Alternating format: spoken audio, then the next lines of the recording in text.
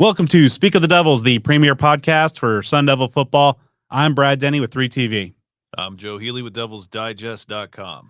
Joe, we are almost there. Just about 2 weeks left until Sun Devil football is back in action at Sun Devil Stadium with the Devils taking on Southern Utah. And camp is heading into week 3. They're back down from the Pines of Payson at Camp Tontozona. And there is a lot to talk about. Some position battles are heating up. Yeah, Camp T in the books. Another year up in the glorious woods up there. I know it's not what it quite used to be back in the glory days decades ago, where they would spend days and weeks up there. But it's always great for the team to be able to get up there, spend some time with one another, get some practices in, and mingle with the Sun Devil community that makes their way up there. But like you said, we are speeding our way up to week 1. We're almost in game week mode. The final stretch of the preseason is upon us. But there's a lot of developments, some good, some bad, but no shortage of items to discuss. Yeah, we'll be diving into all that, giving you a fall camp update. And of course, center to that, an update on the quarterback battle. There's been some good developments. And as you mentioned, Joe, some discouraging developments on that front since we last talked with you. We're also going to be talking to a couple of breakout camp performers so far. Wide receiver Andre Johnson, of course, the Valley native and longtime Sun Devil. He's seen a lot during his time in Tempe, but he's having a really strong camp position to get some playing time at the wide receiver spot. And then we'll also be talking to running back George Hart III, guy who committed or began his career as a walk-on or later earned a scholarship and is putting together a pretty good camp. And obviously there's a lot of good talented backs that are vying for some carries. And so it'll be good a little bit later on as we catch up with George. So as you know by now, Sun Devil football is in the express lane on its way to the 2023 season. And if you're jonesing for a new vehicle, like you're jonesing for this season to get underway, your first call, your only call needs to be to Jones Auto Group. Jones Auto has been servicing the state of Arizona and the Sun Devil community for more than 50 years with multiple locations across the state, and they are as strong as it gets when it comes to their support of Sun Devil athletics and the ASU community. You already know that each year since NIL came into play in college sports, that Jones Auto Group has had NIL arrangements with members of the Sun Devil football team, including 4 players for 2023 that are driving some sweet rides courtesy Jones Auto Group. Believe me, it is your support that allows Jones Auto Group to play such a critical role in ASU's NIL strategy. Brad and I have referred multiple close friends to Jones Auto Group, and the reactions are all the same. They've been thrilled with the entire experience and love the fact that they got to work with a fellow Sun Devil. So the bottom line is this: why make such a significant purchase like buying a new vehicle with someone you're not sure if you can trust, or someone who might support that team down south? Don't do any of that when you can work directly with Parker Jones, not only the owner and GM, but a third-generation Arizona State alum just like you, a diehard Sun Devil fan. Here's his cell number. That's right. You can call or text Parker, the owner, if you're kicking the tires on a new ride. Skip the awkwardness and pressure of a car lot experience elsewhere. Text him, call him 602-881-8998. Again, 602-881-8998. At Jones Auto Group, the Sun Devil community is truly treated like family if you're concerned about any issues at all. Credit issues, whatever it may be, anything standing in the way of you driving the dream vehicle that you've always wanted, Jones Auto Group will outline every possible option to create a winning game plan just for you. And as we often talk about, you can potentially save on tax dollars that you spend when you shop with Jones Auto Group. You don't want to pass that up. So check them out online. Browse their inventory of new and pre-owned vehicles at jonesautocenters.com. Jones Auto Group, Arizona's best since 1970. All right, so there's plenty of news items surrounding this Sun Devil program that we're going to dive into right now. But at first, a reminder that Joe and I will be hitting the airwaves. Speak of the Devils is coming to your TV, premiering August 30th on the Arizona's Family Sports Network. We're going to be bringing you a show each and every week through the remainder of the season, in the basketball season, in the next year as well. So if you are living in the Valley, on channel 44, Cox channel 13, will be premiering, as mentioned, on Wednesday, the night before ASU's season opener. Then the weeks thereafter will be on Thursday at evenings with a re-air on Saturday. So get ready. Speak of the Devils is coming to TV. And on a less happy note, there's some personnel decision or information to bring along. Jake Smith, ASU's wide receiver, putting together a really good fall camp showing, coming over from USC, of course, a few years ago, the 2019 Gatorade National Player of the Year, began his career at Texas. Now, as a two-time transfer without a degree, he had to put in a waiver to be able to play this year. And much as they're doing, Joe, across the country, the NCAA said no. And that also bodes not favorably for another key Sun Devil. A couple years ago, I was on a podcast. One of the greatest friends that I know, consider my brother, named Derek Pisatore. He's probably listening. You're my man. He used to have a podcast. I was on it. He asked me something along the lines of, if I were president or if I had some high level authority over civilization, what are the things that I would do? One of the things that I said, and mind you, this was probably 3 or 4 years ago, was disband the NCAA. What a bunch of nonsense. I'm choosing my words wisely because I'm not trying to get too far out of line here, but I don't know if the NCAA has ever done anything right. It's really hard. It's a far stretch to think of that. This stuff is absolute madness. Of all the things that are okay to happen without any sort of regulation, this is what they cinch into. This is what they sink their teeth into. It's ridiculous. Just let athletes play. Who gives a crap if they have a degree or not? Seriously.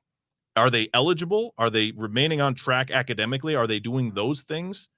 Cool. Who cares if they have a degree or not before they transfer? There is so much chaos going on in college athletics. Why is this a sticking point? Why are you taking someone like Jake Smith, who's been through absolute hell and had to leave USC, correct? Yeah. To even have a shot at playing. Why are you putting him in this position? It's ridiculous.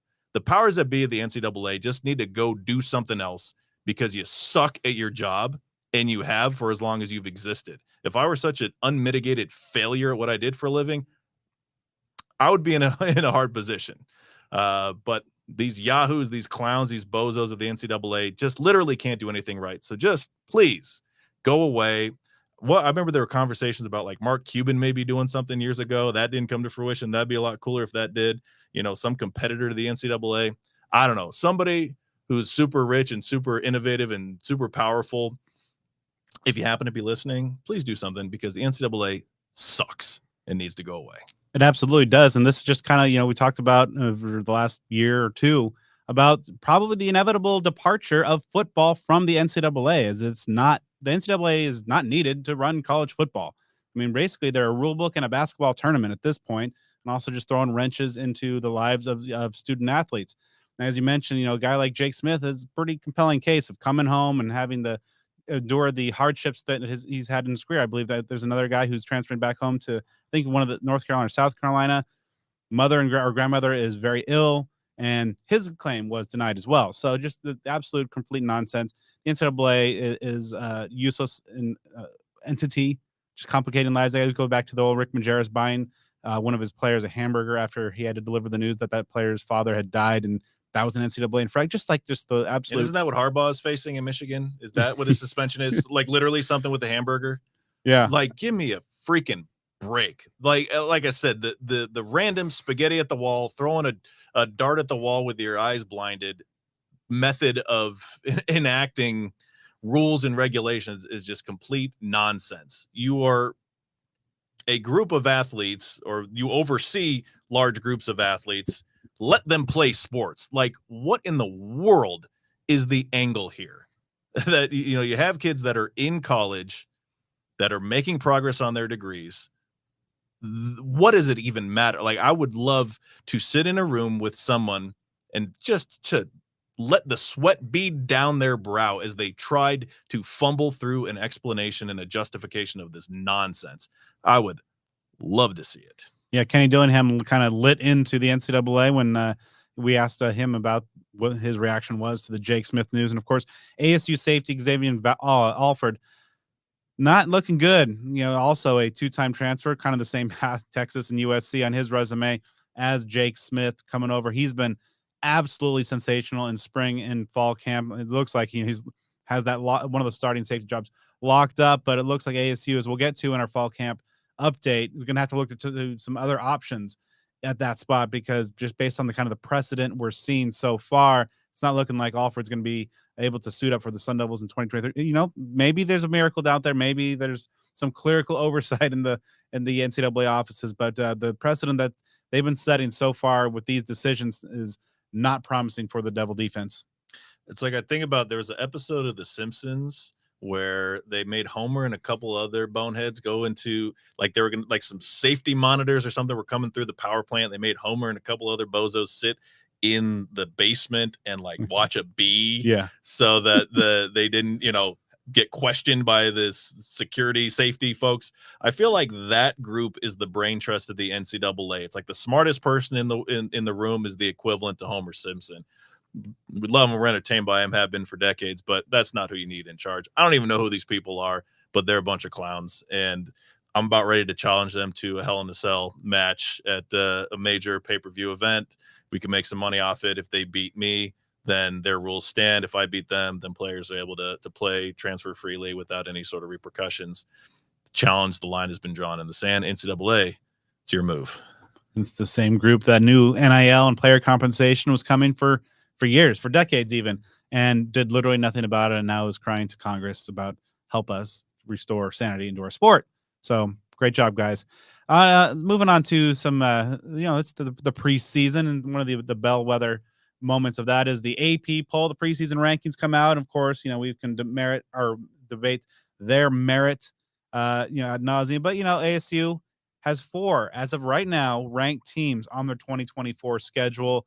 And amongst the swan song of the Pac-12, good representation for the Pac as well, with 5 teams ranked overall, 4 of which are going to be playing ASU, starting with USC coming in at number 6, Washington at number 10, Utah 14, Oregon 15, and then the Beavs coming in at number 18, and UCLA actually was one of the more the top receiving votes teams, 28th overall.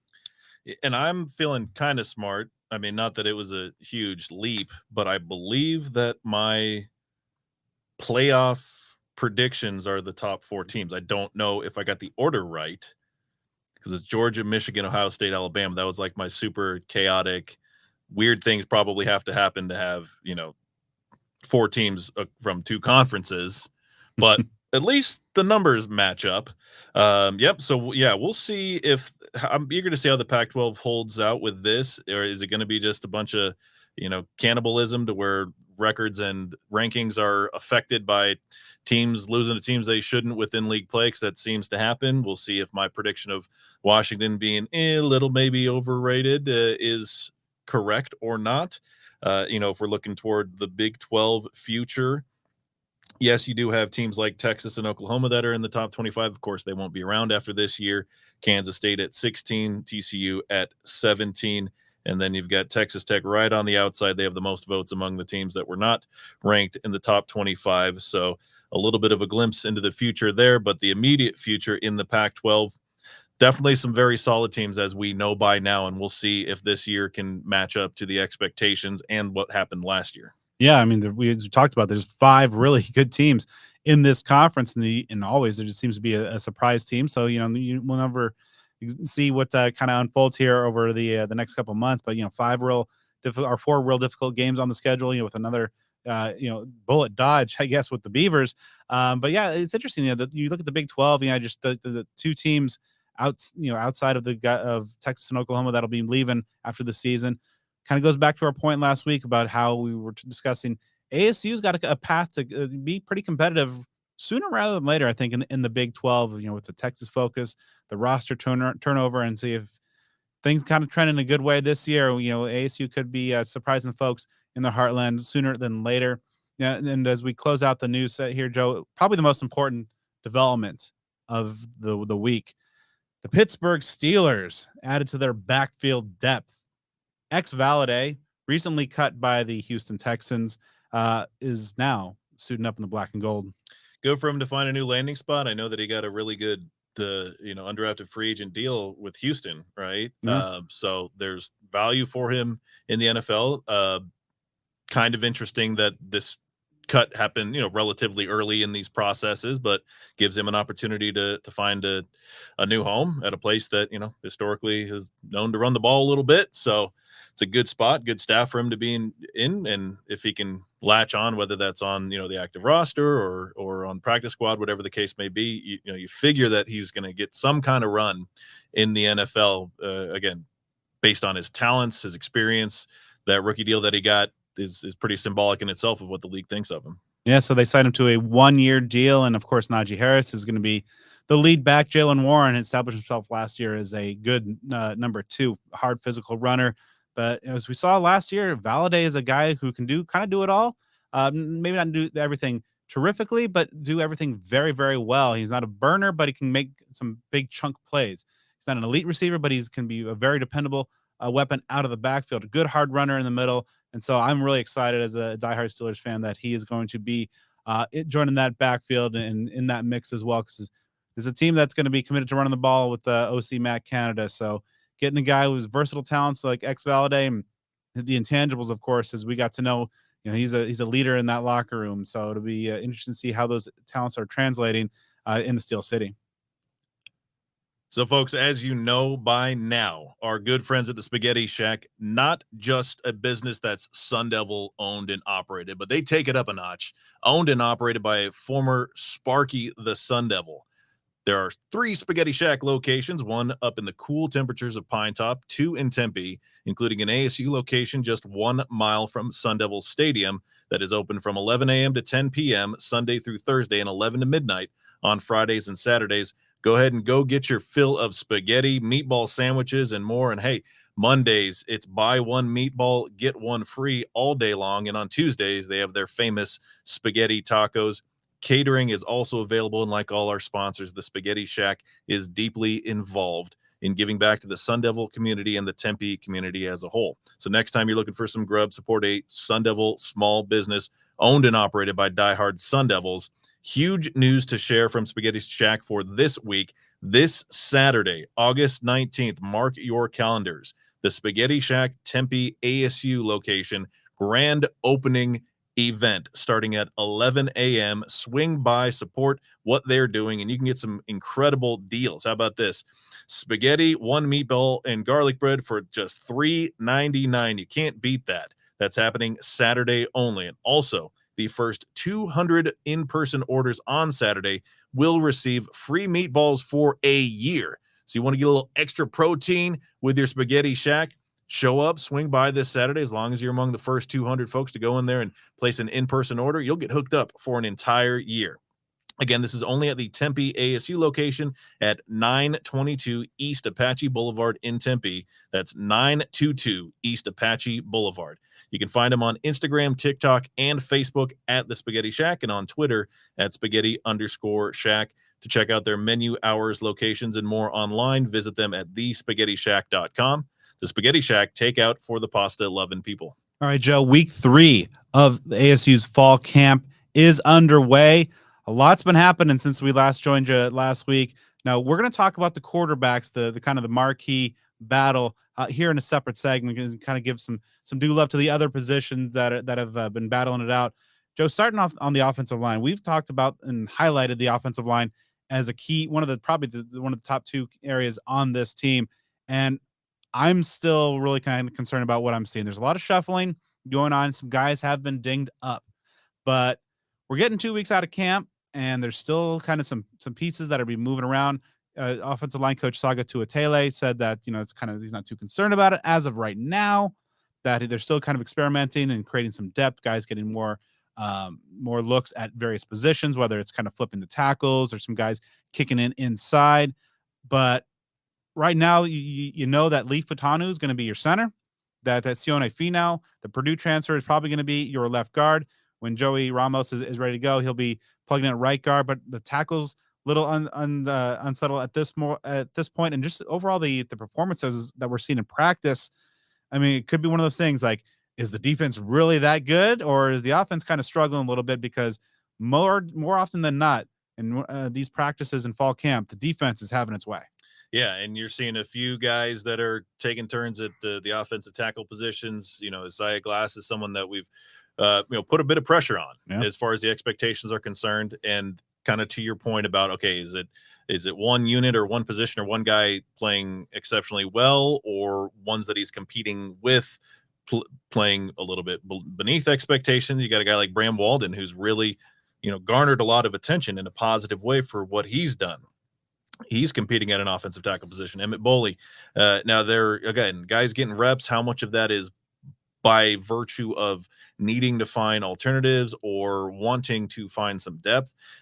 Again, the biggest thing that I've said is I would personally just love to see there be a solid group of 5 that's out there. Maybe not every single practice. I get that there's going to be some tinkering. You want to see guys show off their versatility. It's obviously very valuable for offensive linemen to be able to play more than one position.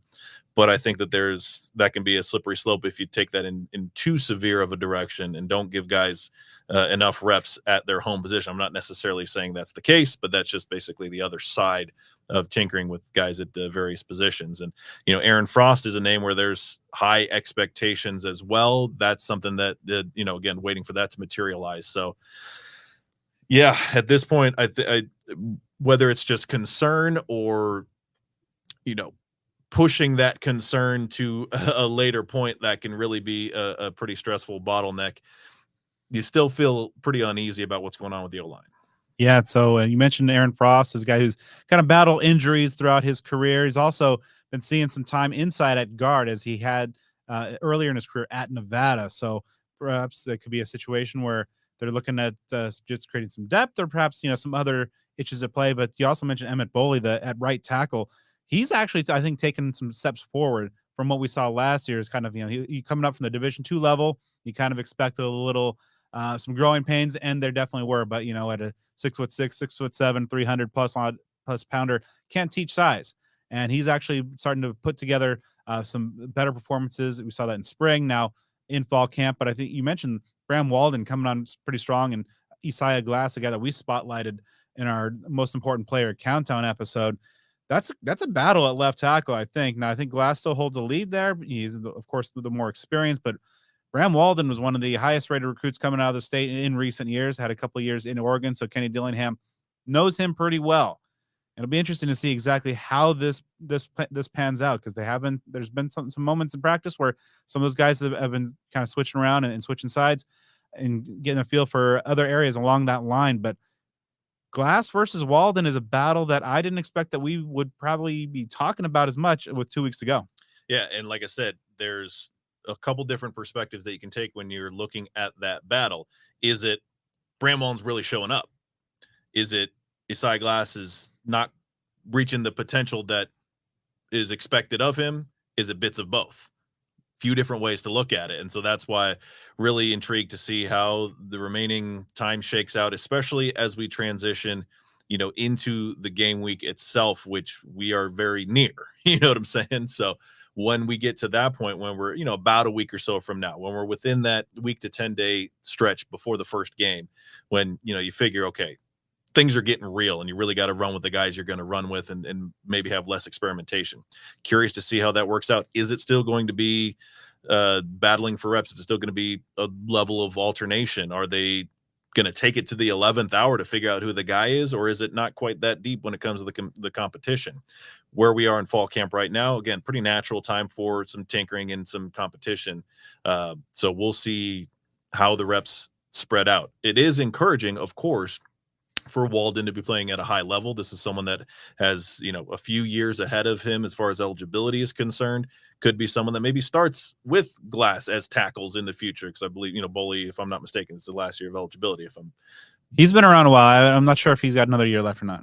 But yeah, so there's more, more to come for both Glass and Walden. So they could be future fixtures of this offensive line in this battle. Could be very productive. But at this point, we're really focusing on the short term. And, you just want to hear more positive news and more continuity coming out of the offensive line. And so moving on to the playmakers on this offensive side of the ball, the guys that you expect to show out have been showing out. Elijah Badger, Xavier Guillory have been doing pretty well on the offense, or at wide receiver. Of course, we mentioned Jake Smith kind of hurting that depth with the NCAA's very poor decision there. Troy O'Mary has been coming on and performing better as of late at running back. To Carlos Brooks is looking like he might be that number 2 to Cam Scadaboo, who's kind of day in, day out established himself as kind of the lead dog there. But one guy out of that backfield that's really kind of jumped out to me, and we mentioned him last week as well, true freshman Kyson Brown. He runs with physicality. He runs with explosiveness, shifty. I think there's a role on this team for him, but I don't know if it's one of those 4 games to preserve the retro, because I think he's got kind of lead back of the future qualities and talent. Yeah, it's always a dicey situation when you have somebody that, is not necessarily taking over the full-time job as a freshman, like like a Demario Richard or a DJ Foster or a Keegan Herring, that sort of thing, where it's like, okay, this is going to be the guy right away. He has the ability to contribute now, but maybe the guy status could be a year or more down the road. So, you always hate to see eligibility burned to play like, 8 games and carry the ball 20 times over the course of the year when you could The Daniel Ngata. yeah, you could cut that in half and get some time. I mean, that's the beauty of this revamped red shirt rule that we've had for the last handful of years, where you can get some meaningful time and you can still redshirt. So that's a strategic thing. I'd say as far as running back is concerned, again, not to skew to the negative and everything here, but Tevin White is a name that you're expecting more out of. This guy that had the high level pedigree when it came to his prowess as a recruit coming out of high school, showed some ups and some downs in the opportunities he had last year. Really was thinking, hey, he'd have the opportunity, even getting Cam Scadaboo in the transfer portal, he'd have the opportunity to be a key player. Just seems like there's still work to be done, and other guys that are nipping at his heels to potentially take his spot. So that's someone that I'm really isolating, maybe across the team as a whole, but specifically, of course, at the running back position, as someone who's really going to need to turn it up these last couple of weeks of fall camp. Yeah, Javen Jacobs is continuing to show that he probably has a role as kind of a very versatile piece to the offense. And tight end, you're seeing guys like Messiah Swinton, and I think especially Bryce Pierre, who Pierre's a guy I think 2024 was going to be a big year. He might have a bigger role here. There's some nice depth at tight end developing that in case this team needs it. Pierre and Messiah Swinson are guys that I think this offense can count on. Of course, it's an offense that we know likes to use the tight end position. Switching over to the defense, I think up front you got some your starters locked in, especially kind of up front in that defensive line. You have BJ Green, Clayton Smith at the edges, and Deshaun Mallory, who's been continuing to have a terrific camp. Locked in at one of the tackle spots. Anthony Cooper, the other. It's just Joe. Out after that front line, though, especially on the interior, I think it's pretty thin. I mean, you got some guys there. CJ Fight has been an impressive freshman. Tristan Monday and Sam Benjamin have had some moments, but none of those guys have really had an extensive, or in some cases any, FBS experience. So it's you're counting on a lot after those top 2 guys. Yeah, the D line, you got to stay healthy. You're really intrigued by what can happen on the edges, because they have some depth, some guys that BJ Green is someone that's proven at this level. Can he take the next step in being a full-time player? It certainly seems as such. That's going to be the objective for him this year. Smith, man, seems like he's given some excitement. The pedigree, the things that created him as a 5-star recruit coming out of high school before he went to Oklahoma, as you talked about on the interior, depth is a concern. There is some high level, players in terms of the upper parts of the depth chart. So if you can stay healthy, you got a shot there. You may not have.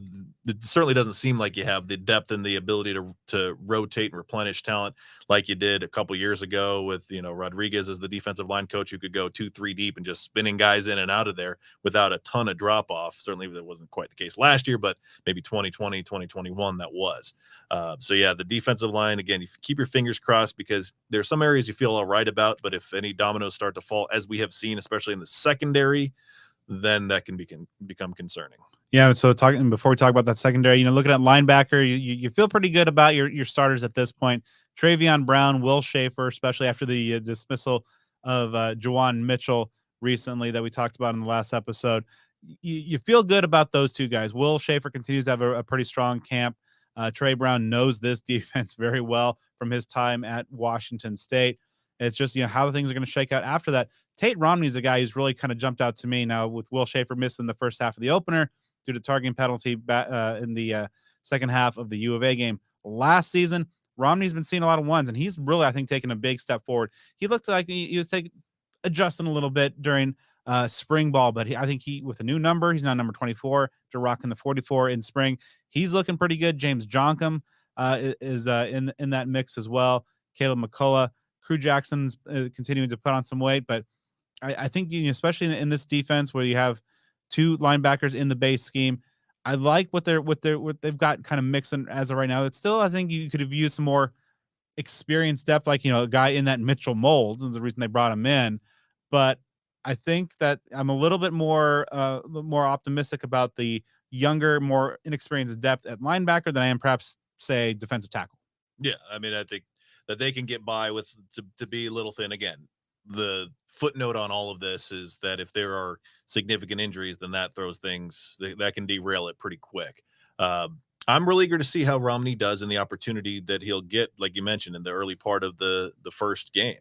And of course, beyond that, in the season as a whole, he's someone that I know Sean Aguano and others that are affiliated with the Chandler High School program just raved about what he did as a high school defender and used some pretty impressive superlatives. So if he is able to transition, I mean, obviously, I know he's been at the college level for a little bit, was at BYU, might have gotten some time, but this is going to be his first real opportunity for playing time at the college level. So he's got it in him, and that would be a wonderful thing if he can establish himself as a contributor. Maybe he doesn't continue to start when Schaefer is back after that, limited time he's going to have to stay away from the field in that opener. But if at least he can be on the heels of someone like Schaefer and be that next guy up, that would be huge. So he's someone that, as we progress into the game week for the opener, someone I'm really going to keep a close eye on that opening day. It's another thing to bag on the NCAA about is that the dumb targeting rule. Like I get the player safety, but to not have a tiered system of just like incidental versus something that's more egregious or intentional in terms of the suspension. Like the game was like 7, 8, 9 months ago. Like what the hell? Yeah, I mean, it's ridiculous. There are multiple rules that need to be changed. I would say the targeting and the fumbling into the end zone as a turnover and touchback those are like the two that are at the very top of the list. I'm not a huge fan of the whole 2-point conversion thing in the, excessive overtimes in college football, because some of the most awesome college football games I've seen just as a fan with no, real rooting interest are some of those like 5, 6, 7 overtime games in the SEC that we've seen a few of over the years that are, 77-75. That's cool. A&M LSU a few years ago. That one a couple years ago. Great. And there's one that I'll never forget about 20 years ago. I believe it was Kentucky and Arkansas when Jared Lorenzen was playing for Kentucky. And I think, so McFadden might have still been in Arkansas. Just one of those crazy deals that I was watching it at a restaurant or a sports bar, and I have zero rooting interest, but I'm like, I want them to continue to tie in this going to infinite overtime. So again, getting off my soapbox about that, but NCAA, we need to talk because you're really screwing up hard. All right, so moving on into the secondary, and let's start off at the cornerback spot. Ro Torrance obviously is coming back. He's one of your established starting corners. And one guy that I thought has really caught my eye, and also most recently Kenny Dillingham raved about him. Even when, I believe the initial question posted was about Rowe, and he kind of pivoted after some complimentary things about Rowe to Ed Woods. He's been around this program for a few years, but he's looked really good. He's a real physical presence. Doesn't have necessarily the stature of a Ro Torrance, but he's been playing some damn good cornerback so far. And also, I think corner is been a pretty strong position overall. I mentioned last week that I think the Austin P transfer D Ford is a Kobe Williams 2.0 type of guy. Small in stature, but real dogged in mentality. Great technician, a guy who can really get after it. Mason Williams at nickel, I thought, has been putting together a pretty strong camp. And one guy who's been a real revelation, I think he's going to be, finding a role in this defense, is a true freshman, Keith Abney from Texas. He didn't have the benefit of coming in and playing in spring, Joe, but he came in over the summer and he is making his presence felt. Like every practice of fall camp, especially in the last week or so, like I'm out there and I'm seeing okay, whoa, well, there we go. PBU had a pick in a recent practice as well. This dude's a player. When it comes to the cornerback position, I mean, Ro Torrance is going to make a lot of guys look small. I mean, dude could be like a shooting guard in the NBA or something like that with his size. And if you look at it in terms of top level quality, depth on defense, if you have to isolate a position or small position group that you have confidence in, that's probably got to be your number one.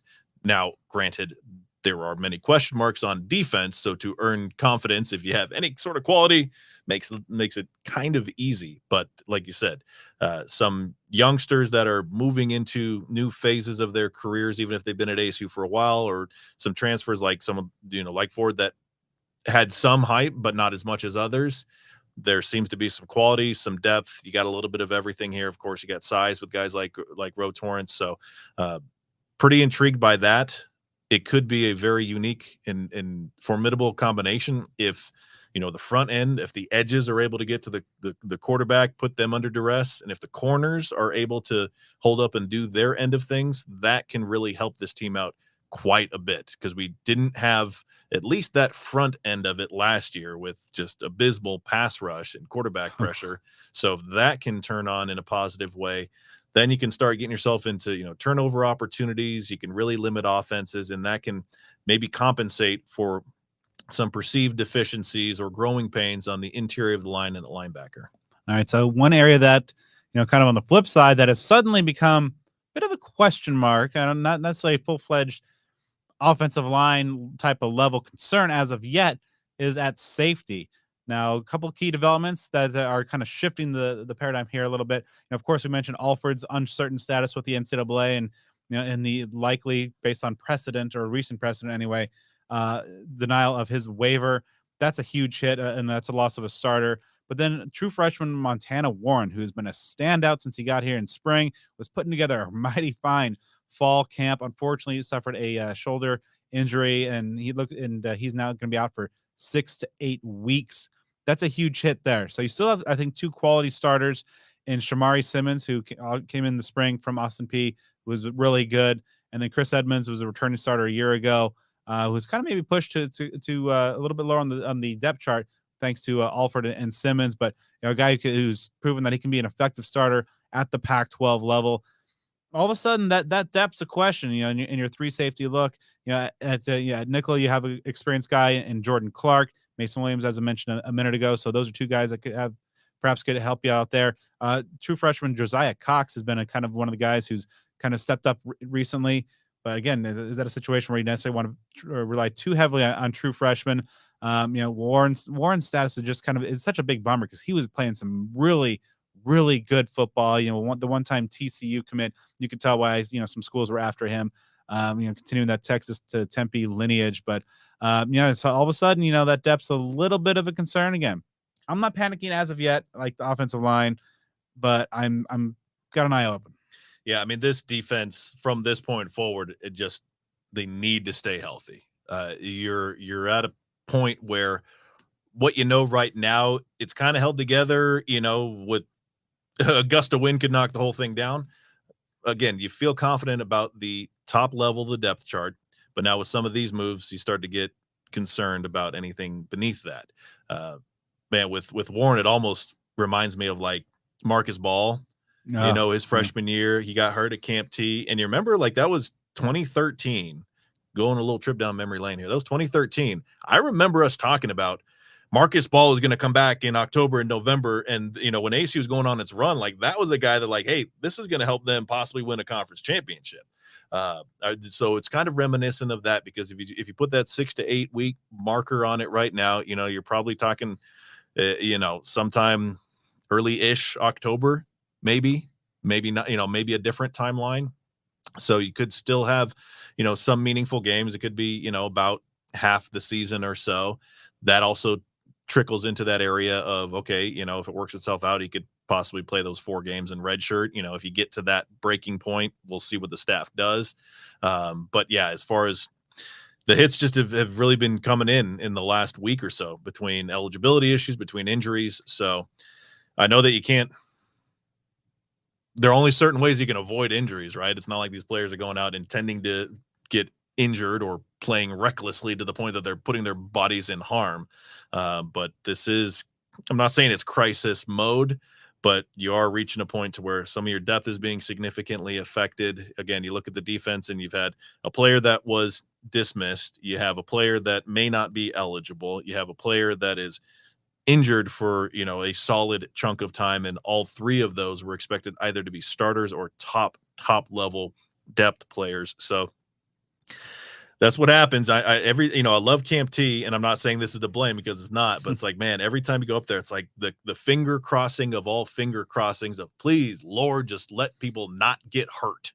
And ASU did not necessarily luck out quite as much as it possibly could, but it is the proverbial next man up. There are a lot of bodies in the secondary, so it's not quite as thin in terms of just overall numbers, but you are having guys that might have been, third team, red shirt type of players that now might have to go into significant roles. Yeah, so that's probably a good segue into talking about one of those Camp T casualties. But first, let's talk about our good friends at homefieldapparel.com. The folks that based out of Indianapolis that make premium, vintage, super comfortable, collegiate, officially licensed apparel. They have a 24-piece ASU collection that we've talked about. You've seen it at homefieldapparel.com. Absolutely stellar. The shirts, crew necks, hoodies, dad hats, joggers. They even have pennants and more now in their collection. Over 150 schools, folks. I'm wearing one right now. It's a Boise State T-Dog shirt. I think, they have a lot of great stuff. And I think that this is a podcast we can say Joe is kind of dog friendly. They have a lot of great dog designs. They have a lot of great designs for the other fans of schools that, perhaps they didn't make the great school choices that you personally did, but, great gifts for pretty much everybody out there, as well as just flat out great designs. They really take the time to dive into each school's unique history. There's a couple of weird Sparky designs that ASU toyed around with in the early 70s that are pretty wild, and they're part of this collection, as well as some pretty cool stuff. Their Stomp the Bus Sparky tee is part of their most recent refresh. One of the best on their entire website. And if you haven't ordered from Home Field yet, well, we got some good news for you. Just use offer code SOTD23 and you get 15% off your first order at homefieldapparel.com. That's 15% off. Just use SOTD23 at checkout at homefieldapparel.com. Snag some new gear. Get ready for the new season. One of the guys that might be sporting some of the home field gear on the sidelines for an indeterminate amount of time as of this recording, unfortunately, Joe, is quarterback Drew Pine, who was participating in the scrimmage on Saturday at Camp T, went down to the ground, and as Kenny Dillingham has termed it, a mild hamstring tear. Doesn't sound. I've never torn my hamstring, but I don't know. It doesn't seem pleasant. I have injured hamstrings to non-tear degrees, and that sucks. So anything that involves a tear of a muscle, especially something like a hamstring that you use a lot, sitting down, standing up, moving, like think about the back of your legs. That's rough business. A month ago, we probably wouldn't have really batted an eye at this news, all due respect. Just say, all right, quarterback depth is impacted. But Pine is someone who has had about as good a fall camp as many other players on the roster. If you're making a short list of the guys that are catching eyes or at least helping themselves out when it comes to battling for their positions, he's got to be right near the top. There are folks that are thinking that he was maybe trending toward the spot of taking the QB1 job in perfect fashion of the comparison to 2012 that we've been given, a lot this offseason. So we'll see how long that keeps him out. We obviously are getting very close to the first game. So even something that is just a couple weeks at this point takes you past that. So yeah, that injury is something that, again, even if it is temporary, not something that you like to see. Definitely not. And yeah, you mentioned that coming out of spring ball, and we talked about on the show numerous times, Trenton Bourguet had a pretty sizable lead. In fact, I've been on record, I've been on the show saying that I thought Bennett Meredith, who's now at Purdue, had a better spring than Drew Pine, who won 8 games at Notre Dame a year ago. However, this fall camp, Drew has played really well. There's still some shades of kind of the tendencies that kind of drug him down a little bit in the spring in terms of just being a little slow in the pocket in terms of processing, being a little late on things. But a lot of that's been improved. A lot of his speed and processing and decision making has improved. And the one thing that I think really kind of was closing that gap, or perhaps even fully close that gap, for a neck and neck battle with Bourguet, is that he was taking shots downfield. He's attacking downfield, stretching that defense, and that's just something that Bourguet just hasn't been doing really in camp so far. Bourguet has been taking a lot of the quick stuff, the short game, whereas Pine has been kind of airing that ball out downfield and finding good success down there. And so I thought that is really something that helped close that gap. I think that had really kind of caught the coach's eyes. And one of the interesting things that Kenny Dillingham talked about in terms of the quarterback battle and how the coaching staff is kind of governing that is that he's saying that not necessarily what we see in practice might be exactly how the coaches interpret it in terms of they might intentionally go, and he said like we might just intentionally script 6 god awful plays that are designed for to make the quarterback and the offense kind of suffer a little bit to see how they react, to see how they handle that adversity.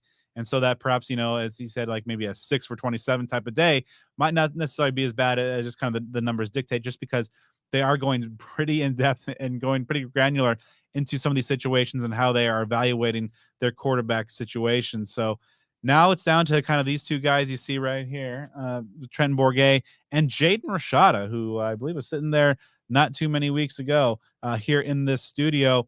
And Joe, I think we've got ourselves a pretty decent battle, perhaps unexpected at this point, but and a lot of fans were enthused by what they saw from Rashada at the scrimmage on Saturday. And I think that from what we've seen since then, even kind of the trend before, they've got good reason to be excited. Yeah, when you have an exciting prospect and someone that is as heralded as Jaden Rashada is and was as a recruit, the fans want to sink into it by any means necessary. They might take an inch and turn it into a mile, and I mean that in a good way. Take little bits of momentum and really get excited about that. He's someone that when it comes to the quarterback position, as we have seen here, tremendously rare for a true freshman to really enter that fold as a competitor to start. Jaden Daniels, we remember the superlatives that we threw out there that were just basically present when Jaden Daniels was a starting quarterback in 2019 as a true freshman, something that just doesn't happen here all that often. So for Rashada to be competing at the level he is, very impressive. You love to see those bits of, ROI, like this guy has what it takes to compete and perform at this level.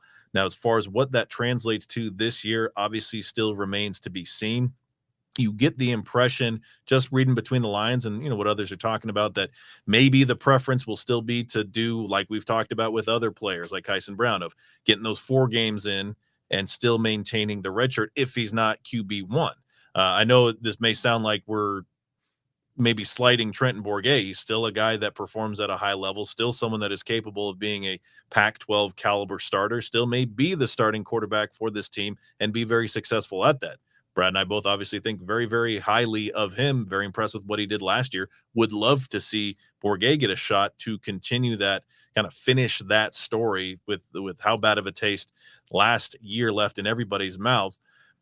That would be a wonderful thing for him to be able to, improve the legacy and perform at a high level. But there is competition, no doubt about it, whether it's with Pine, even if Pine is on the sidelines. Rashad is going to be that level of competition. So this isn't, a deal of just an unquestioned incumbent starter that there's no competition and he can kind of sleepwalk through the practices and still be QB1. This is a gauntlet that's going on. And if Pine is able to return anytime very soon, that's just going to be even more competitive. Use the cliche once again of iron sharpening iron and hoping that's what it is. And whomever emerges from this pack will be somebody that definitely earned it. Yeah, of course, Bourget is a guy with this high football IQ and just kind of knows what to do with the football. But you see the kind of physical limitations. I mean, he's not the biggest guy. He does now have 2 healthy feet, unlike last year. So his mobility has been improved, making some better plays in the pocket, also with his feet. But he doesn't have the strongest arm, or at least compared to a Jaden Rashada, who that ball just comes out of his arm differently.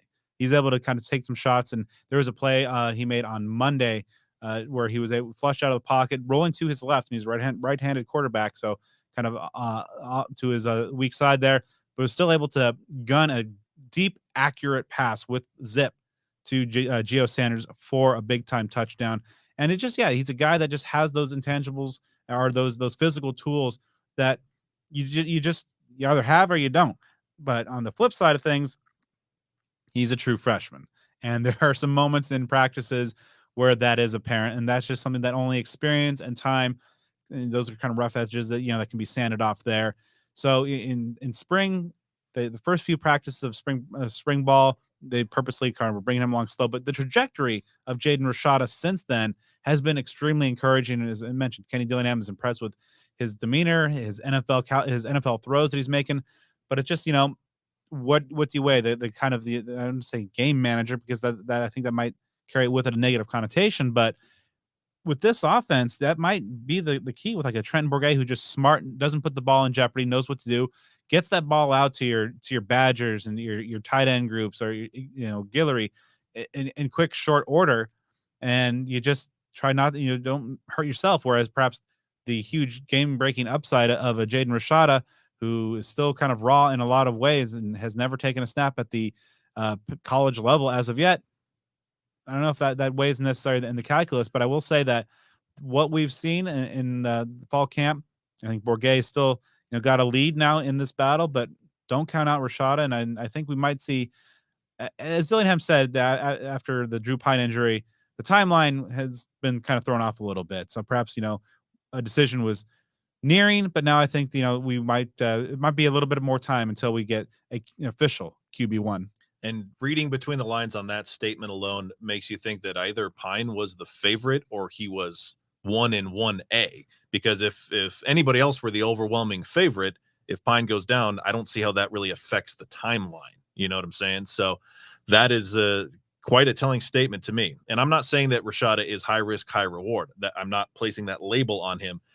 But I don't think that ASU can really afford to go with anyone who's high risk, high reward, someone who might be able to go out there and throw for 300, 350 yards and dazzle things down the field, but also might be liable to throwing 3-4 interceptions, in a particular game. Someone, I don't know if you want to throw like a Jaden Delora in that, someone high risk, high reward. I mean, it's the case. The guy can throw for 400 or 500 yards. He can also throw 4 or 5 interceptions that could be crippling toward his team. That happened last year. So ASU, where it is, and still, again, so many pieces that are going to be important that need to integrate into this offense or into this level. Talking about a guy like Cam Scadaboo, someone that's adjusting to this FBS level. You got to have your quarterback play smart. That needs to be objective number one. It doesn't necessarily need to be a lot of flash, but someone that doesn't hurt you. I'm not necessarily saying that you want to have a military academy-esque stat line at quarterback of, he completed 1 out of 2 passes for 15 yards, but he didn't turn the ball over. But ball control, and I'm not telling you anything you don't already know, ball control, at least in my opinion, going to be imperative to this team, because as ASU is rebuilding its program, you have to limit the setbacks by any means necessary, even if that means you subtract a little bit of flash from the equation. So ASU will be having a scrimmage on Wednesday, as that's tomorrow as we're recording this. So what's going to be a key moment, I think, in this competition. ASU will then be off on Thursday and Friday to kind of coincide with the first day of class, and then have practices Saturday and Sunday before another off day on Monday. So kind of the decision, I think, we're kind of running out of days until that opener on the 31st. So I think it's going to be a battle. I think, right now Bourget is still in the driver's seat, but shouldn't get perhaps too comfortable, because Rashada is going to make a run at it, whether he's able to get it, or if Trenton's able to continue to hold on to it and get some separation. We will see. Big players make some big plays and big moments, and Wednesday I think is going to be a critical moment in this battle, and then kind of moving forward as this team shifts into kind of the game week mode. As we know, this 2023 football season is heading our way very soon. You got to be ready. You got to be geared up appropriately. You got to step into this new season in style. There's only one way to do that if you're a Sun Devil fan. That's at Cactus Sports. Get on down to 514 South Mill Avenue in Tempe. Put together the perfect Sun Devil fit from head to toe in one stop with the best ASU merchandise you can find at Cactus Sports. Now, at Cactus Sports, they are as passionate about making sure you look your Sun Devil best as they are about supporting the maroon and gold on game day. If you can't make it to that Mill Avenue location, go ahead and start putting together your ultimate Sun Devil gear wish list online at cactussports.com. Go ahead and stock up. They offer free domestic ground shipping on orders over $75, and all clearance items are buy one, get one 50% off. Follow them on Twitter, Instagram, and Facebook at Cactus Sports AZ. Be sure to load up, gear up. You only got a couple weeks before that first game. You got to kick out that old gear you've been wearing from the past. Get some fresh looking gear from Cactus Sports, which is ASU alumni, owned and operated since 1992. Think local, buy local, be local. Yeah, definitely make sure to catch a brand new look for game day coming up this season. One guy who's been catching everything kind of thrown his way so far in fall camp has been wide receiver Andre Johnson. One-time Tolleson star, has now been in the Sun Devil program. He's entering his redshirt senior season. So yeah, it just seems like Andre's been around for a while and kind of was always kind of flashed some of that big play potential, but never really kind of put it all together for a full season. This might be the year that actually happens. He's put together a really strong fall camp. So after a recent practice, I was able to catch up with Andre, kind of ask him about his career, some of the big changes he's seen within the Sun Devil program, and what kind of role he expects to have this fall. You've been in this program for a number of years now, and then obviously Kenny Dillingham comes in. Seems like the program, the culture's kind of been revitalized a little bit. What are some of the biggest, most pronounced changes in the program culture that you've seen so far from the last couple of years to the first 8 months or so of Dilly? It's just like the motor of guys. We've brought in a lot of guys that just actually care more about football than we have in the past. So just like the overall pushing and getting to the ball, getting set and everything. I feel like just the overall motor of the team has been better. Obviously, we got to work on it more, like you just said today. But I feel like guys are just taking it more serious. More guys are watching film. More guys are going in extra for more workouts and stuff. So I just feel like the hard work aspect of it, he's brought a lot of attention to that. So it's good. And obviously, a lot of focus on the Valley and activating the Valley, local guys, and being a local guy yourself. Yeah. What is it like just seeing kind of a renewed focus from your school on your hometown? Yeah, no, it's definitely different. I was, when I first got here, it was mainly focused on California, Texas and everything. So it's good seeing young guys come from different areas of the state too, not just the east side. There's guys from Millennium, there's guys from North Canton and everything. It's nice to see just our state stay our state. So it's good. You've had a really strong fall camp. What are some of the things that you've kind of focused on, kind of prepare yourself to get ready and having the kind of showing so far in fall camp that you're having? Just focusing on the ball, catch the tuck and everything, but still working on my mental, just working on my football intelligence, knowing where I'm at, and just reading the defense and everything, getting in film with quarterbacks and what they want to do, see what they want to do, see what they want to see. So just knowing what they want to do helps me get into the spot so they can throw me the ball. So. Yeah. A lot of new faces in that wide receiver room along with you guys, and one of kind of the returning vets, just a lot of new faces overall in this roster. What's it been like, specifically in that wide receiver room amongst you guys, kind of compete for reps, but also kind of be in support of teammates? I feel like we're really not even worried about the reps, the rep count right now. We're just trying to get better individually as people and as a group.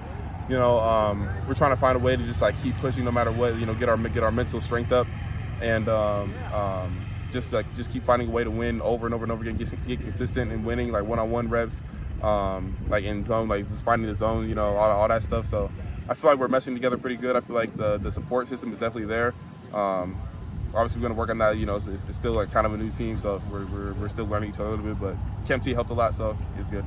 How you feeling in the offense and the kind of comfort level now that you've had spring and now halfway through fall with it? I feel like I'm real comfortable with it personally. I think the receiver group is comfortable with that. I think the whole offense, is kind of comfortable with it. But they're going to install some more stuff. Today was a little hiccup in that comfortability, but I feel like overall we're going to get it by the time the first game hits. So yeah, it's going to be good. How disappointing was it that Coach Samples got out and dodged ball that quick? Because Dillingham called him out. So. Man, I was ready for him to go crazy, but he really can't throw anyway. So I wasn't really waiting for him to go crazy like that. But did you guys give him a little bit of a hard time though after going out? Yeah. He can't go out like that, especially the way he be talking about getting moves and stuff. You can't go out like that. Quarterback competition's obviously kind of taking center stage here, and Drew unfortunately got dinged up a little bit. But from a wide receiver's perspective, obviously you guys have one day you're kind of working maybe perhaps with more with one guy than the next day you're with the other guy. What's it like just kind of having not as of yet just the one guy, the QB1 so far, or to lock in on with yet? it's kind of been like that. I mean, me personally, it's kind of been like that for like the last like couple of years. So I'm kind of used to not having like a set quarterback right now. And for the other guys, I don't think they're really worried about it right now either. Just like we just got to do our job. The ball's gonna come to us if it's gonna come to us, and at the end of the day, we got to catch it. So, I mean, we're not really worried about who's behind the rock. We trust all of our quarterbacks, so we're confident they're gonna get the job done no matter who's in. So it is what it is. What's a successful 2023 look like for Hunter Johnson?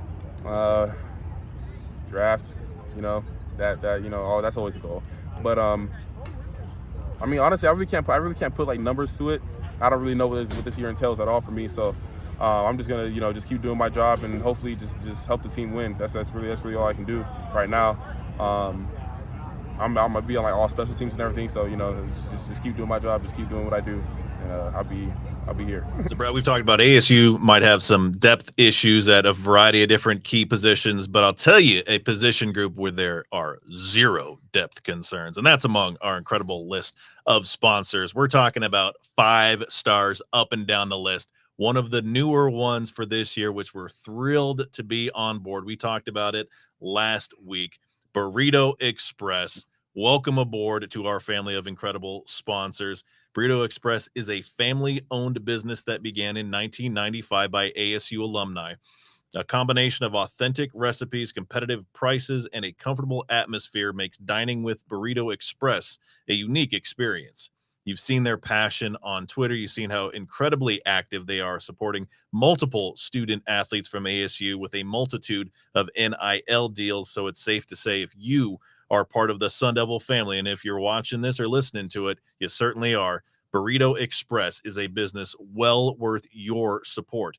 And oh, by the way, the food is top tier all the way. There are no misses on that menu. Burrito Express has 6 Valley locations, 2 in Gilbert, 1 in Mesa, 1 in Chandler, 1 in Scottsdale, and that Tempe location near Rural and University, just about a half mile from Sun Devil Stadium. They are open at 7 a.m. to 3 p.m. Monday through Friday, while some locations are open as early as 6 a.m. during the week and 8 to 3 on Saturdays and Sundays. You can order online at theburritoexpress.com for pickup or delivery. Be sure to also give them a follow on Twitter and Instagram at BurritoEXP and on TikTok at Burrito Express AZ. So bringing in a new sponsor, bringing back a segment that we have not done in quite a while. It's been too long. The Sun Devil Stock Report. I'm going to launch a half dozen questions at Brad, see if he buys or sells the topic. If you haven't heard us do this, if you're not familiar with the rules, pretty much as simple as that. I'm going to introduce a question or a topic, maybe controversial in nature, maybe very thought-provoking brain benders. Brad's going to give his take on the matter. So let's start it off. Buy or sell. Camp Tontozona is more valuable for what it offers the team off the field as opposed to what it provides the team in terms of on-field preparation. This is an extremely easy buy. And I think if you're just looking on the field, it actually might hinder their development just a little bit because, the facilities aren't what you have down in Tempe. They just have the one field up there in Payson as opposed to the 2 at the Kajikawa practice facility. And Kenny likes to really kind of make use of every inch of grass on those 2 fields. So when you go half the size up there, it takes some adjustment. But obviously, we've heard the stories. If you're listening to the show, you are deeply ingrained in kind of the Sun Devil community. You've heard all the stories from over the years, whether it's the Snyder teams in the 90s, going back to the Cush years when they're doing 2-3 a day type of practices.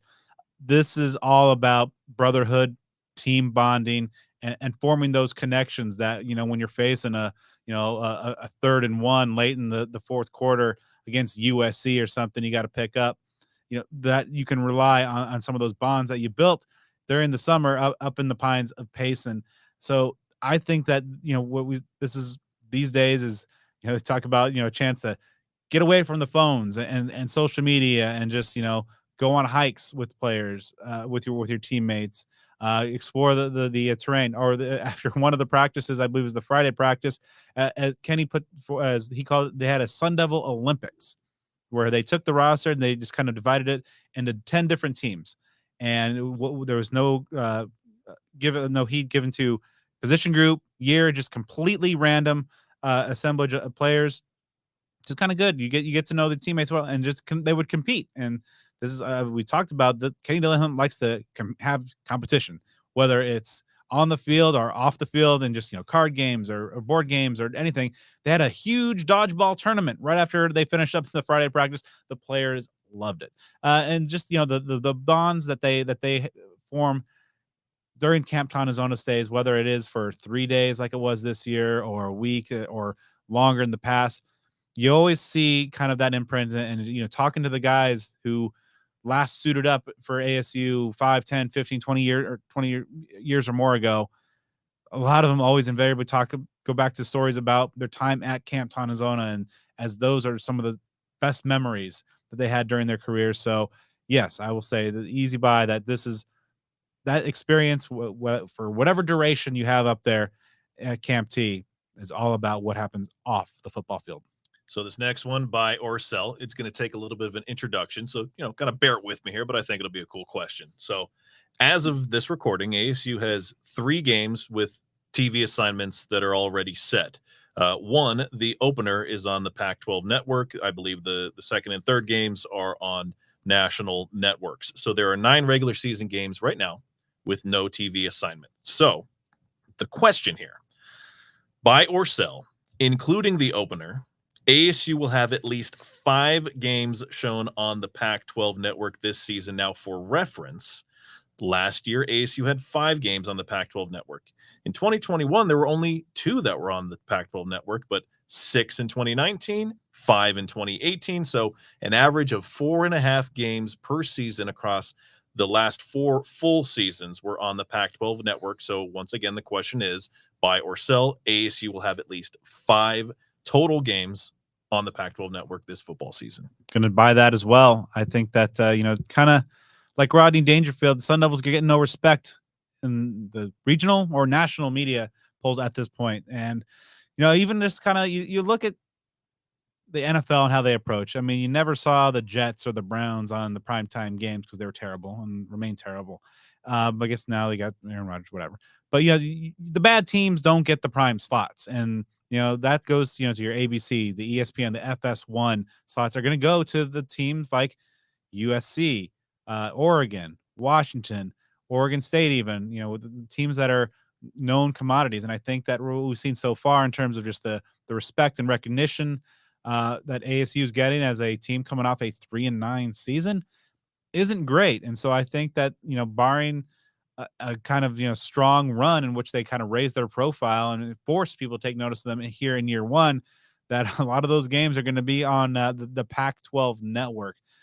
So, obviously it's the swan song for the conference and the network as a whole. And I think that ASU is going to probably have a bunch of games on it this year. I mean, I think during the back half of the year, we could see some different assignments, because of course the Pac-12 still has that the 12 and 6 day scheduling windows with an eye towards gearing to some of the better matchups. But I think what we're going to see is like the networks, the ESPNs and the Fox is really kind of prioritize those top 5 teams and getting those as often as possible. And that even like I think that you're going to see like ASU and Cal, U of A on the Pac-12 networks a lot, because they're probably going to be among the weaker teams, or at least perceived to be the weaker teams in the conference. And we think Colorado, of course, has the Dion factor, so they're not going to necessarily fall to the kind of the level of exposure that their quality and their station in the conference currently would dictate. So I do think that it's probably at minimum 5 games on Pac-12 network. So just for the sake of fun, throw a number out there. So you're saying 5 is the basement. Obviously 10 is the ceiling, because there are 2 games that have other coverage. Just give us a number. What do you say? Oh geez. I think that let's see, you can probably, the Territorial Cup I think will not be on that. Although they've had it on Pac-12 network before, right? I think so. Yeah, but it's pretty rare. It usually gets national coverage. Yeah, I always feel like it's on one of the Fox stations or something. I will say 6. Let's give that. I think they do get some run. I think the first half of the schedule is built better than the second half. So perhaps ASU could make a run. Maybe I they doubt like ASU USC is going to be unpacked. You know what I mean? Like that kind of matchup. I don't Right. think will be. Oregon, Washington. There are some. It might be by virtue of playing those top 25 caliber teams, but I hate to use the word like relegated to it, but you yeah. And like I said, even in the last few years, 5-6 has happened, but that's been the ceiling. So less than half the schedule. Yeah, and so I do think that the first half of the schedule is geared. If ASU can get hot and maybe first half, they're 4-2, and we'll get to our predictions on next week's roundtable episode. Maybe you see kind of an early, maybe in the second half of the schedule coming off that bye, maybe like a ASU UCLA getting kind of the ABC 4 o'clock treatment or something. That we'll see. Next up, buy or sell. Given the coaching staff strengths and ASU's future moving to the Big 12, it is wise that ASU places a higher priority on recruiting the state of Texas over recruiting the state of California, as it's shown to do so far in Kenny Dillingham. I'm going to also buy that, and with maybe the for now caveat, because obviously Rashad Samples and Brian Carrington continuing to have great success in the state of Texas, obviously with all their connections and their roots in the Lone Star State, having great success there. Of course, the move is helping. We talked about it last week. The 2 commits in the 2025 class both cited the Big 12 move as a factor as to why they committed to Arizona State, among other things. But you just wonder, obviously those Samples and Carrington are ASU's kind of aces in the hole, but they're both really, well-regarded rising stars in the profession. And so just like you don't think they're here long-term, that they're going to be moving up the ranks in short order. Kenny Dillingham even talked about Samples has a chance to be maybe a youngest coach in college football type of talent. I believe Samples is now 20, just recently turned 28. And Dillingham, of course, is 33. So you wonder, how Kenny's going to approach kind of refilling those ranks. And that's something that kind of derailed the Todd Graham era. That coaching tree was pretty impressive. A lot of big names, a lot of successful names that had coached under Todd Graham and went on to bigger and better things. But the inability to consistently kind of reload at that caliber kind of over time, and that attrition kind of took the toll. So was Kenny Dillingham going to have that deep of Rolodex at that young of an age? He's had some impressive stops over the years and coached with some guys. We will see, but obviously kind of talking to the geographic implications here, California, you just simply can't ignore. It's one of the top 3 or 4 states, with Texas, Florida, toss Georgia in that mix as well. Even with declining participation rates at the high school football level in the state of California, it's still a hotbed of talent that ASU has historically. Their best teams have a heavy California imprint. And of course, with the Activate the Valley campaign, ASU is going to hopefully be getting some better results with keeping top in-state talent wearing the maroon and gold. But Texas, that's, the Big 12 conference is just centered around the state of Texas and the Lone Star State. You got to have great success there. So I'm going to be really interested, whether it is for the next year or two where you have Carrington and Samples, or perhaps just one of them, and having those able to leverage those connections. That'll be great. But I just want to figure out, or to get a sense for what Kenny Dillingham has in store for when those guys inevitably depart for promotions elsewhere. Buy or sell. All the issues affecting this football team or involved with this football team right now, the offensive line is the most concerning issue for Sun Devil football. I'm going to buy. Yeah. I mean, so I think coming into fall camp, I might have put the defensive interior up there as well, because we saw what the defense was like last year. I feel good about those top 2 guys. We talked about Deshaun Mallory and Anthony Cooper. I do have some serious questions about the depth, and whether freshmen and two guys that not a whole lot, or if any FBS experience, can really kind of keep that going. But the offensive line, just everything is predicated on the offensive line, and ASU has so many weapons in terms of the wide receivers, the tight ends, the running backs. This is a group that could score points, and whoever ultimately wins that quarterback job, I think is going to be able to have a fair amount of success. But that offensive line has been struggling. Now, this is a very interesting defense that Brian Ward has been using, and they've gotten the best of the offense more often than not, and going back to spring and now into fall camp, a lot of complicated looks, a lot of aggression, a lot of different pressures, a lot of things that bodes well for game days. But when you're going up against the Sun Devil offensive line, there's been some struggles. The quarterbacks have often been under great duress. BJ Green and Clayton Smith not making anybody's life easy, but you'd like to see the offensive line put forth better resistance and be more assertive in the run game as well. Now, I did mention that there's some guys that are a little banged up right now, and so they're kind of shuffling things around, also kind of developing depth. So we will see. It could be one of those situations where that the Sun Devil defense might be the best defense that the offensive line faces all year, and game days are a bit of a relief. Who knows? We'll see. But right now, I am most concerned about how this offensive line is shaping up with 2 weeks ago until the opener. Buy or sell. Freshman quarterback Jaden Rashada will not redshirt in 2023. I'm going to sell this because I do think that the way things are projecting, I do think that Trenton Bourguet gets, as of right now, on this record on Tuesday, does win the job. And, barring any kind of injury, I don't think that will keep him on the shelf for a long while. And if Drew Pine's not able to come back from this hamstring tear, the staff wants to maintain, because Jaden Rashada is this program's quarterback of the future. There's no question about that. And I think unless there's dire circumstance in terms of a long-term injury, and I don't think the floor of Bourguet is something that you're going to have to maybe pull like an Emory Jones and bench him. I do think that barring injury, that Jaden Rashada will redshirt this year. I think that's the plan. Now, granted, maybe he comes out in the next week of practices, he lights the world on fire. He had kind of a rough practice today, earlier this morning, but maybe he goes out there and wins job, and this is the start of a fantastic 3-year run for him. But I think that the plan was in the spring and remains that he's a guy that you can maybe get in selectively, take advantage of that 4-game rule, and maintain that red shirt. So I think, I'm going to sell that he will not redshirt. Wrapping things up, staying on the quarterback topic, buy or sell. No ASU quarterback will start more than 9 games in 2023. Now I'm going to throw a curveball because this might seem like a little bit of a contradiction to my previous answer, but I'll buy that. I do have some questions, though, about Trenton Bourguet's durability, or the durability really of any of those quarterbacks. And also, I have concerns with the Sun Devil offensive line going back.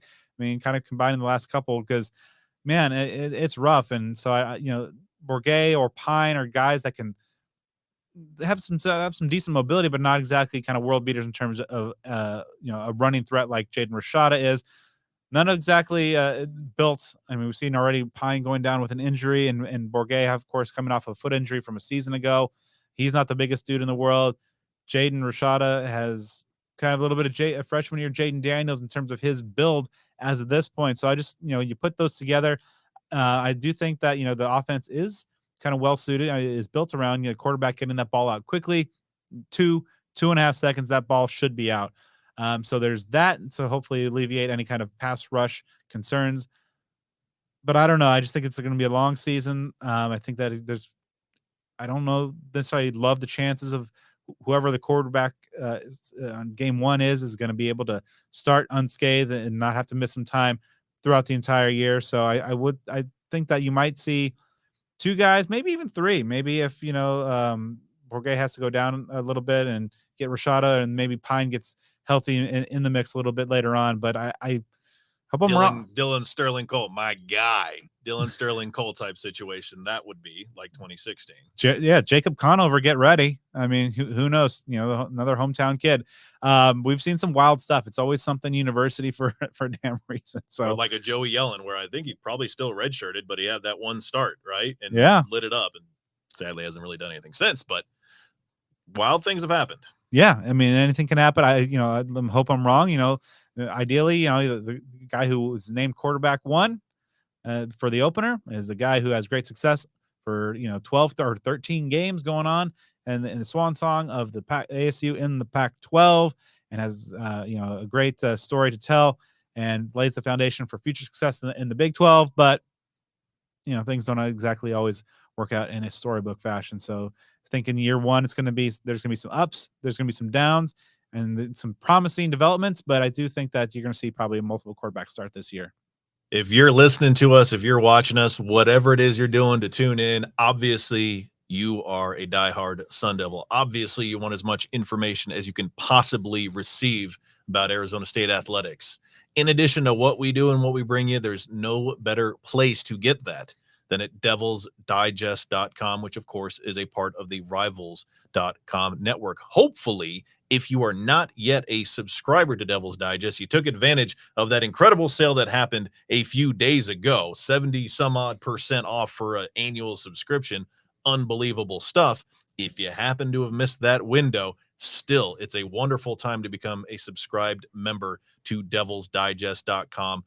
There is news popping out every single day. The message boards are rocking. There's a lot of information to share. As we've discussed, sometimes it's good, sometimes it's not so good. But if you're a true Sun Devil fan, you got to know everything that is going to be going on because the season is about to kick off. You need to know as much as you possibly can about the field, the team that'll be on the field for the Sun Devils in 2023. And of course, being a subscriber to devilsdigest.com allows you to get access to premium content across the Rivals network. So if you want to learn about other teams, or if you just have other rooting interests, you want to keep up on recruiting, you want to know what's going on in college basketball elsewhere across the country, rivals.com has you covered. And being a Sun Devil means you got to be a member of the huddle on devilsdigest.com. So if you're not already subscribed, go ahead and do so today. Definitely join Joe and I in the huddle. Great stuff you will not find anywhere else. And so as we close out this episode, after a recent practice, I had a chance to talk with ASU running back George Hart III. Now, of course, a kind of a great story in his own right. You know, coming out of high school in Louisiana, he had some offers, including one to play quarterback at the Naval Academy. So that could have been an interesting alternate path. But he chose to head west to Arizona State. Began as a walk-on and before earning a scholarship, and now finds himself in the mix for a role in this the Sun Devil offense. So some good things, and always great to catch up with George. So here's that conversation from Monday's practice. So it seems like a practice with a lot of learning opportunities with the offense, and some extra work there to kind of Kenny was trying to get you guys dial in. Overall impressions like when you guys have a rough practice, or during the season, kind of a rough week, some adversity. What are some of the lessons and kind of the way you see this team kind of approaching those situations? The main thing, like he's trying to instill in us, is how we respond. Like there's obviously going to be a lot of up and downs in practice and even in games. Like the main thing we want to do is just how we bounce back from that, how we respond from adversity, and that's what the main thing we're trying to work on right now. I think we're getting better at it day in, day out, but just that's the main thing we're trying to get better at these last couple practices. Coming off of the Camp T experience, the extra team bonding, how do you think that that all will impact the rest of fall camp and the season ahead? I think it was a great experience for us. Like going to the wilderness, like no internet, just like be able to talk to people. Like I got to know a lot of people I didn't really know before. So like a lot of fall enrollees, like the freshmen, like just talking to them, get to know them. I think created like a good brotherhood for us, to connect. I think it's going to carry over into the season for sure. Now you missed some time in spring ball, getting a little dinged up, but then your path back. What was that like just to get healthy again and get yourself ready for fall camp? It's amazing. Like the main thing when I was down is trying to keep my mind sharp so I didn't miss a step. And the whole coaching staff, even the guys in the running back room, helped me with that. And it's just amazing and blessed to be out here every day. So it's just amazing to be out here and practicing again. Where have you seen kind of the strides in your game now that you're mixing in with some of the sometimes the starting offense? It's good. I mean, obviously I got a little bigger, so that's also always very nice. Shout out to Coach Joe and them. But it's just taking it one day at a time, just trying to be the most consistent, and just working every day I can to keep competing. What's that like in that running back room? Obviously, a lot of guys, a lot of different skill sets in that room as well. What's that kind of competition like? Try vying for touches, but also you're being supportive teammates. Really, it's a healthy competition. Like we all help each other. There's no animosity between nobody. We all helping each other. Anybody can ask anybody a question. It's gonna be a truthful response, like good and bad, because we all want to. Because you never know what's going to happen when somebody needs to hop on the field, so everybody needs to be ready. So that's our main mindset, just everybody be ready. How are you feeling within this offense now? You got all through spring, summer, now in fall camp. How comfortable are you feeling in this Kenny Dillingham, Bo Baldwin offense? Very comfortable. I love it. It's a nice offense. I really like it. I think it's a great offense going into the season with, for sure. What are some of the things about the offense that you really like most, especially perhaps as it pertains to the running backs and what it asks of them? We're more like in the route tree more. Like he splits us out more. It's nice to actually get out there, run some routes, and catch the ball at the backfield a lot. So it's nice to do more than just in the back. I love being in the backfield, but it's also nice to expand on our game, work on things like that. What kind of role do you expect to have this year? You obviously having a strong camp and position yourself pretty well. It looks like. whatever role they need me in. You know, I'm not one to like turn down any role. You know what I'm saying? But obviously, if I get the chance to play, I'm gonna make the most of it.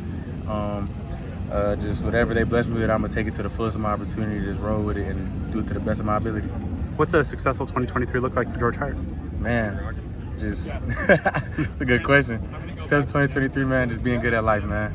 Just staying prayed up, staying everything I can, just staying connected with my family, staying connected with this football stuff, just having a successful season with the team, you know, creating bonds and just winning, yeah.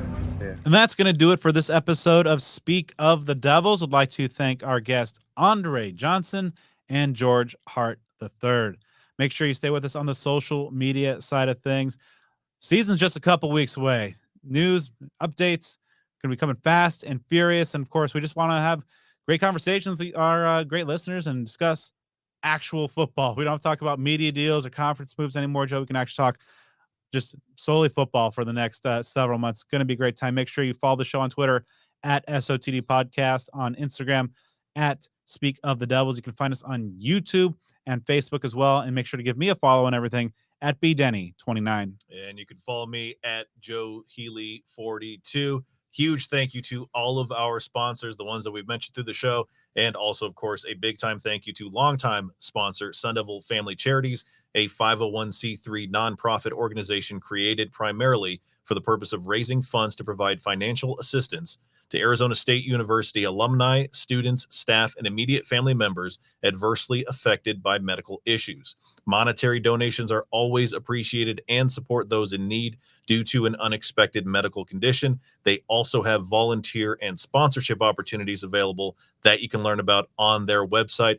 Also, mark your calendars. We'll be giving you more information as things develop. The bye week, mid-October, they will have a cornhole fundraising event. We'll give you more information on where you can go attend that, how you can get involved. But this organization, they do a lot of the cornhole events, as I'm sure many have participated in the past. That is a great way for them to engage with the community, have a good time, but of course, raise funds that they will then in turn use to help support the Sun Devil community. For details about Sun Devil Family Charities and other ways to support them, check them out online at sundevilfamily.org. And if you're a Fry's food shopper like I am, if you want to support Sun Devil Family Charities without spending a dime more than you already do, that's important. It's not asking you to spend extra money. Check out Sun Devil Family Charities website, again, sundevilfamily.org, and you can sign up today for Fry's Community Rewards simply by linking your Fry's card to Sun Devil Family Charities. So spending the money that you're already spending, you can help support Sun Devil Family Charities. Lastly, for today, we are thrilled to welcome yet another new sponsor this year in Smashin' Devil, a Sun Devil business built on pride and passion. Owners Alex and Karen Ladensack founded Smashin' Devil in the fall of 2021. The concept was created from their love of cooking, Sun Devil pride, and desire to serve high-quality food truck fare to the Tempe area. They're diehard Sun Devil fans and proud season ticket holders to ASU football, basketball, hockey, and baseball. And when they're not cooking up some grub, you can certainly find them at the nearest Sun Devil athletic event. Smashin' Devil brings pride and passion to the food they cook, centered on delicious smashed burgers, signature smashin' sauce, and even vegetarian options. You can sub Impossible Meat on any dish. They're open for pickup and delivery 9:30 a.m. to 1 p.m. Monday through Friday for their summer hours, and it's located in Tempe at 2013 East Cedar Street. Check out their menu of burgers, burros, and more at smashin'devil.com. Follow them on Twitter, Instagram, Facebook, and TikTok at Smashin' Devil. And of course, as an unforgettable Sun Devil famously once said, passion is what makes life interesting. So definitely make sure you support our amazing sponsors, both new and returning, and drop us a 5-star review on the podcast platform of your choice. Joe and I will be back next week with some great guests in studio. We are going to put it all on the line and on the record. It is time for our season preview and predictions roundtable.